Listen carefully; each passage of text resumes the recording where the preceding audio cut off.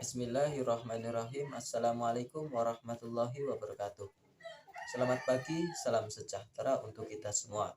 Puji syukur marilah senantiasa kita panjatkan kehadirat Allah Shallallahu wa Ta'ala atas segala limpahan rahmatnya sehingga kita bisa hadir dalam perkuliahan pada pagi hari ini. Selamat datang kami ucapkan kepada teman-teman semua. Pada pertemuan kali ini kita akan membahas mengenai permasalahan aktual pendidikan di Indonesia. Teman-teman yang saya banggakan, permasalahan aktual berupa kesenjangan-kesenjangan antara apa yang diharapkan dengan hasil yang dapat dicapai dari proses pendidikan yang pada saat ini kita hadapi, perlu kita tanggulangi secepatnya. Oleh karena itu, hal ini menjadi topik pembicaraan yang sangat menarik untuk kita diskusikan hari ini. Agar acara diskusi pada siang hari ini lebih menarik, sengaja kami hadirkan beberapa pemateri, yaitu yang pertama Jihan Nur Aisyah, yang kedua ada Putih Hatul Jannah, dan untuk pemateri yang selanjutnya ada Waris Manto, dan sebagai penutup materi akan disampaikan oleh Amanda Nurul Istiqomah. Dan hari ini mereka telah siap dengan materinya yang bertema permasalahan aktual pendidikan di Indonesia. Untuk memperlancar kegiatan presentasi kali ini, saya Muhammad Rizky selaku moderator akan berusaha memandu jalannya diskusi sampai selesai. Langsung saja ke pemateri yang pertama, ada Mbak Jihan. Waktu dan layar saya sediakan. Ya, terima kasih untuk moderator. Di sini saya akan menyampaikan materi yang pertama mengenai permasalahan aktual pendidikan di Indonesia.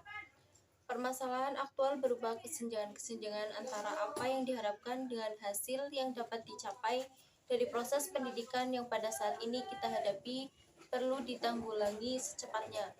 Permasalahan aktual pendidikan meliputi masalah-masalah keutuhan pencapaian sasaran, kurikulum, peranan guru pendidikan dasar 9 tahun, dan pendayagunaan teknologi pendidikan.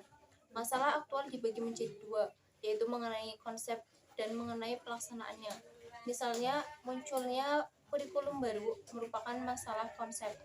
Maksudnya, apakah kurikulum tersebut cukup andal secara yuridis dan secara psikologis ataukah tidak? Jika tidak, timbullah masalah pelaksanaan atau masalah operasional.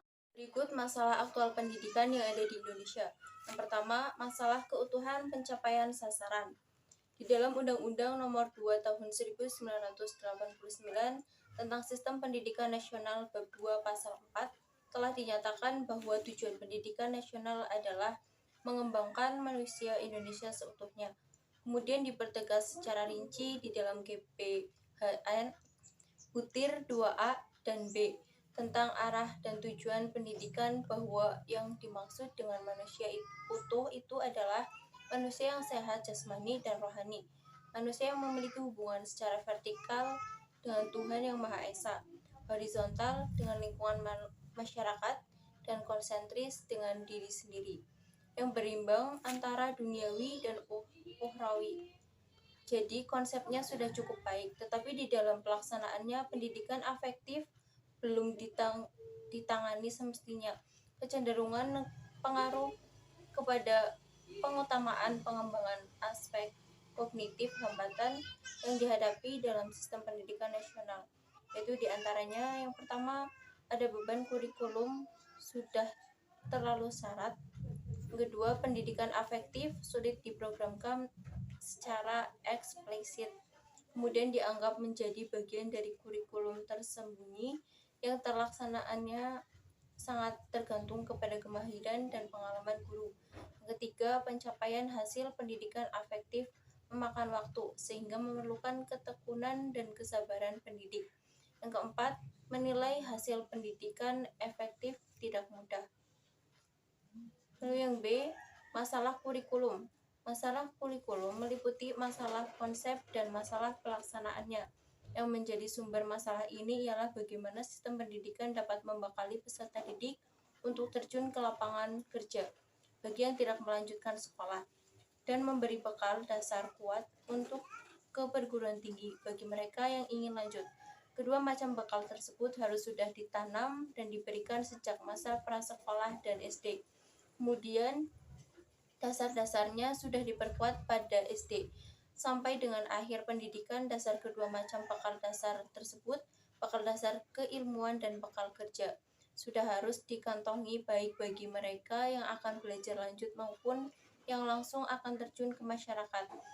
Saat ini, sistem pendidikan dilaksanakan dengan menggunakan kurikulum 1984, SK nomor 0209 U/1984, yang didesain sebagai penyempurnaan kurikulum 1975-1976.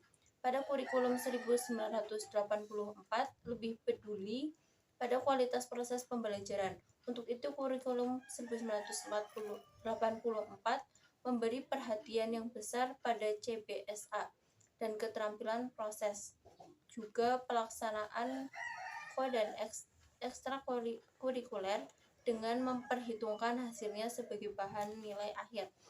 Kelebihan konsep kurikulum 1984 antara lain yang pertama, disediakannya aneka program belajar untuk melanjutkan ke perguruan tinggi dan untuk memasuki lapangan kerja. Yang kedua, adanya program inti yang sifatnya nasional untuk persatuan nasional, memuat pengetahuan minimal dan program khusus yang dapat dipilih sesuai dengan kemampuan dan minat siswa. Yang ketiga, adanya proses pusat dan program daerah atau muatan lokal.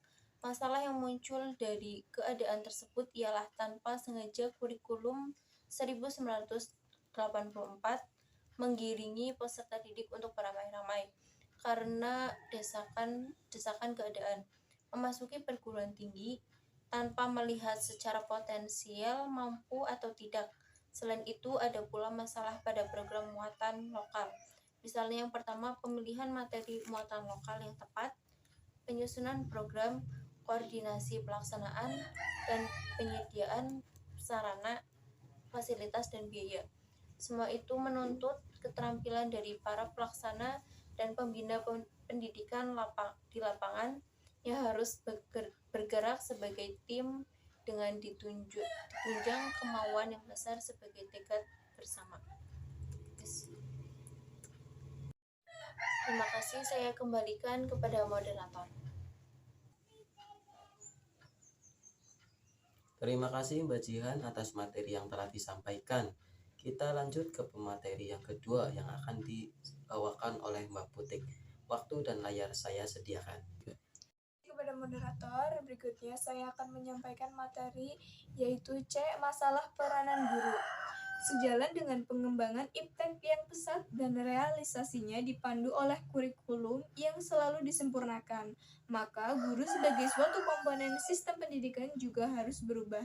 Dari sisi kebutuhan murid, guru tidak mungkin seorang diri melayaninya. Untuk memadu proses pembelajaran murid, ia dibantu oleh sejumlah petugas lainnya seperti konselor atau guru BP, pustakawan, laboran, dan teknisi sumber belajar. Seorang guru diharapkan mampu mengelola proses pembelajaran sebagai manajer, menunjukkan tujuan pembelajaran atau direktor, mengorganisasikan kegiatan pembelajaran atau koordinator, mengkomunikasikan murid dengan berbagai sumber belajar atau yang biasa disebut komunikator, menyediakan dan mengkomunikasikan murid dengan berbagai sumber belajar atau komunikator, menyediakan dan memberikan kemudahan-kemudahan belajar, fasilitator, dan memberikan dorongan belajar, stimulator. Yang D, masalah pendidikan dasar 9 tahun.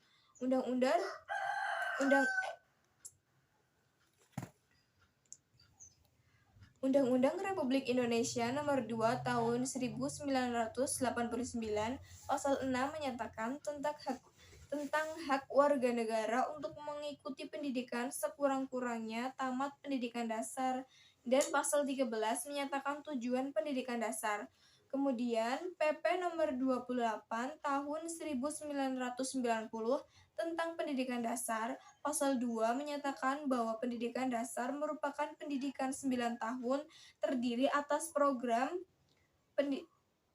pendidikan 6 tahun di SD dan program pendidikan 3 tahun di SLTP. Pasal 3 memuat tujuan pendidikan dasar yaitu memberikan bekal kemampuan dasar pada peserta didik untuk mengembangkan kehidupannya sebagai pribadi, anggota masyarakat, warga negara, dan anggota umat manusia, serta mempersiapkan peserta didik untuk mengikuti pendidikan menengah.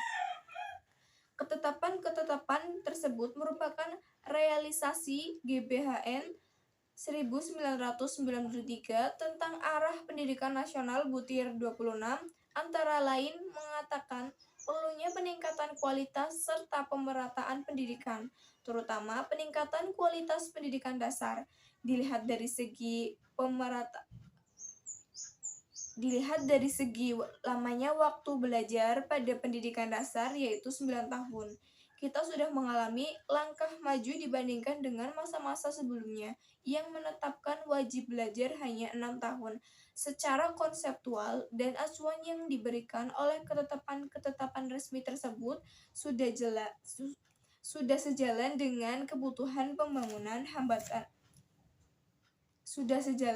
kebutuhan pembangunan. Hambatan-hambatan dalam pelaksanaan pendidikan dasar 9 tahun antara lain yaitu 1. Realisasi pendidikan dasar yang diatur dengan PP nomor 28 tahun 1989 masih harus dicarikan titik temunya dengan PP nomor 65 tahun 1951 yang mengatur sekolah dasar sebagai bagian dari pendidikan dasar, karena PP tersebut belum dicabut. 2. Kurikulum yang belum siap. Dan yang ketiga, pada masa transisi para pelaksanaan pendidikan di lapangan perlu disiapkan melalui bimbingan, penyuluhan, penataran, dan lain-lain. Baik, sekian penyampaian materi dari saya. Saya kembalikan kepada moderator. Terima kasih Mbak Putik atas materi yang telah disampaikan. Selanjutnya materi akan diteruskan oleh Mas Risman. Waktu dan layar kami sediakan. Baik, terima kasih moderator. Saya akan melanjutkan materi tentang upaya penanggulangan permasalahan aktual pendidikan di Indonesia. Beberapa upaya yang perlu dilakukan untuk menanggulangi masalah-masalah aktual pendidikan antara lain: yang pertama, pendidikan afektif perlu ditingkatkan secara terprogram, tidak cukup berlangsung hanya secara insidental. Yang kedua, pelaksanaan KO dan ekstrakurikuler dikerjakan dengan penuh kesungguhan dan hasilnya diperhitungkan dalam menetapkan nilai akhir ataupun kelulusan. Untuk itu perlu dikaitkan dengan pemberian insentif pada guru. Yang ketiga, pemilihan siswa atas kelompok yang akan melanjutkan belajar ke perguruan tinggi dengan yang akan terjun ke masyarakat merupakan hal yang prinsip, karena pada dasarnya tidak semua siswa secara potensial mampu belajar di perguruan tinggi. Yang keempat, pendidikan tenaga kependidikan atau prajabatan dan dalam jabatan perlu diberi perhatian khusus, karena tenaga kependidikan khususnya guru menjadi penyebab utama lahirnya sumber daya manusia yang berkualitas untuk pembangunan. Yang kelima atau yang terakhir, untuk pelaksanaan pendidikan dasar 9 tahun, apalagi jika dikaitkan dengan gerakan wajib belajar, perlu diadakan penelitian secara meluas pada masyarakat untuk menemukan faktor penunjang dan utamanya faktor penghambatnya. Selanjutnya saya kembalikan kepada moderator. Terima kasih kepada Mas Risman atas materi yang telah disampaikan. Sebagai penutup materi akan disampaikan oleh Mbak Amanda. Waktu dan layar saya sediakan. Baik, terima kasih moderator. Saya akan melanjutkan materi yang terakhir. Misi pendidikan adalah menyiapkan sumber daya manusia untuk pembangunan. Karena itu pendidikan selalu menghadapi masalah. Itulah sebabnya, karena pembangunan sendiri selalu mengikuti tuntunan zaman yang selalu berubah. Masalah yang dihadapi dunia pendidikan sangatlah luas dan kompleks. Pertama, karena sifat sasarannya yaitu manusia, merupakan makhluk misteri yang banyak teka-teki. Kedua, karena pendidikan harus mengantisipasi hari depan yang juga mengundang banyak pertanyaan. Padahal pemahaman terhadap hari depan itu penting, karena menjadi acuan dari segenap perubahan yang terjadi saat ini. Oleh karena itu, agar masalah-masalah pendidikan dapat dipecahkan, maka diperlukan rumusan tentang masalah-masalah pendidikan yang bersifat pokok yang dapat dijadikan acuan bagi pemecahan masalah-masalah praktis yang timbul di lapangan. Dengan dikemukakan masalah-masalah pokok pendidikan, kaitan masalah-masalah pokok tersebut satu sama lain, faktor yang mempengaruhi perkembangannya, dan lain-lain. Diharapkan para pendidik memahami lebih baik permasalahan pendidikan yang dihadapi di lapangan, merumuskannya, serta mencari alternatif pemecahannya. Selanjutnya saya kembalikan kepada moderator. Demikianlah sajian yang menarik dari para pemateri kita. Kemudian kita akan melanjutkan dengan sesi tanya jawab yang akan dilanjutkan melalui kolom chat Google Classroom. Sekian, wassalamualaikum warahmatullahi wabarakatuh.